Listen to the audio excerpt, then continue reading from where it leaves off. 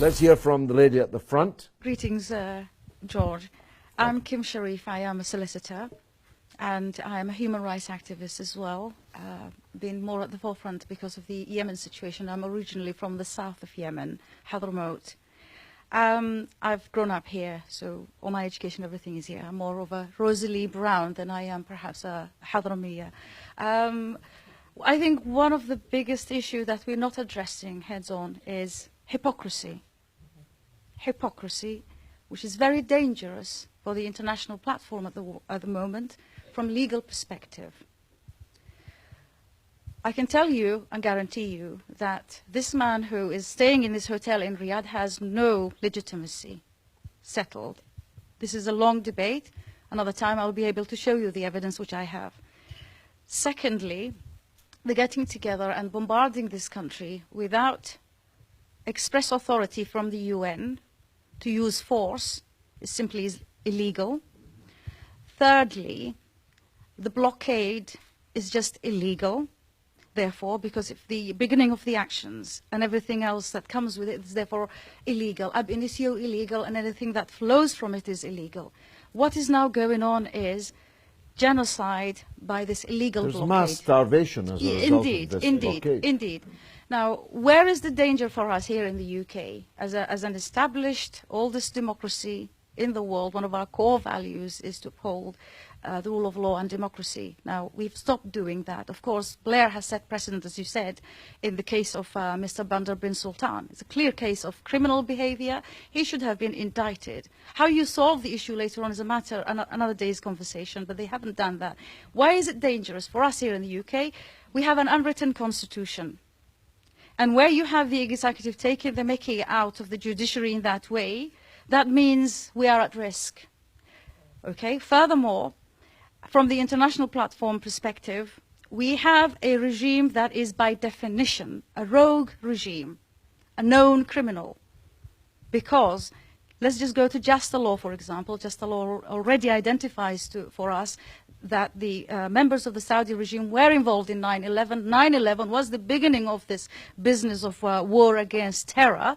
So many people have been rectally fed. So many people have been disappeared. So much has happened since, and we all know.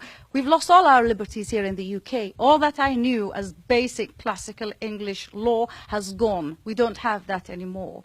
All of that to fight war on terror. Now, 16 years later, we discover that the criminal that we've been elusively coming after for so many years and destroying so many lives over the process of it happens to be who you just described as our best friend. Now, the decent thing to do after justice, especially now that it's been published and it's all known, the decent and honorable thing, the legal thing to do is indict this regime. Simple. It's a criminal behavior. You've got a rogue regime. Once you have a rogue regime, by definition, under international law, it is illegal to sell them weapons. Under international law, under European law, and the UK law. And for your information, there is a case going on right now, brought to court by CAT, Campaign Against Arms Trade. And that is challenging the UK government's legal position vis-à-vis selling weapons or continuing to sell weapons to the Saudi regime in light of the Yemen situation. The problem that we are not addressing head-on is that this parliament has got us involved in a war without parliamentary approval. So there's so much more that I can tell you. There's so much hypocrisy and illegality going on, which is very, very dangerous for international relations, because we now have a system of absolute chaos, as simple as that. And what rules is rogue regimes like the Saudi regime that is supplying terrorism to the world. It is, because Taliban's are Wahhabis, Al-Shabaab's are Wahhabis, Boko Haram are Wahhabis, Daesh are Wahhabis, Al-Qaeda are Wahhabis. Everybody who does this kind of butchering anywhere in the world is a Wahhabi. It's a fact. For your own information, which is a very useful thing that has happened recently, beautiful, our brothers in the Ahl Sunnah wal Jama'ah got together in a big conference in Chechnya where they denounced the Wahhabi regime as being outside the Sunnah.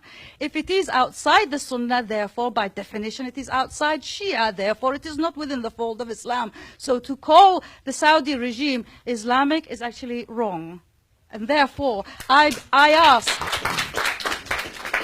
I ask all civil societies and anyone who cares about this great country, which I love, it is my country, to stand up now and apply the law of this land and the law that we are obliged to comply with and apply, which is the international rules of law. To this day, we haven't actually Brexited. We are still within Europe. Therefore, we must apply these laws. And if we don't, then we are, by definition, criminals. If you aid and abet, if you know a known criminal, and you know he is a murderer, and then you go and give him knives and guns and bombs, what do you think he's going to do with it? Play with it in the garden? No, he's going to go and murder people. So by law, under English law, you are aiding and abetting a very serious crime, and you are a criminal. Now, by definition, from what is going on in the world today, we in Britain are really in a very, very dangerous and frightening situation. I ask my fellow Brits to stand up and say, let's restore the integrity of this parliament and the system of this country, and let's be what we used to be, and stop playing with criminals and known hoodlums like the Saudi rogue regime. That's a butcher. You've said it. 16-year-old boy is sentenced to crucifixion, beheadings, hanging and quartering. Why? Because he just stood up and wanted to speak his mind. Is that allowed? Am I allowed to go and deal? This is, to me, paedophilia of a kind. It's a brutal kind of paedophilia to me. It is child abuse. How can we go and have relations? I do understand here in Britain we've destroyed our industries in the 80s. We've got nothing left for us to export other than weapons and security. May I recommend that we make them the luxurious yachts and airplanes and private jets they love instead, because BAE can do that, and we will still make the money. And above all, our obligation is to stand now and apply the rule of law and prosecute this regime, because it is a criminal regime. Thank you.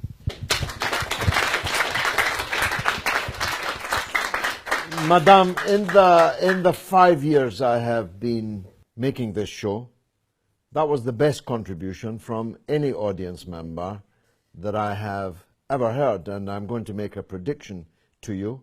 Over the next days, you're going to be a YouTube sensation, and millions of people are going to watch it.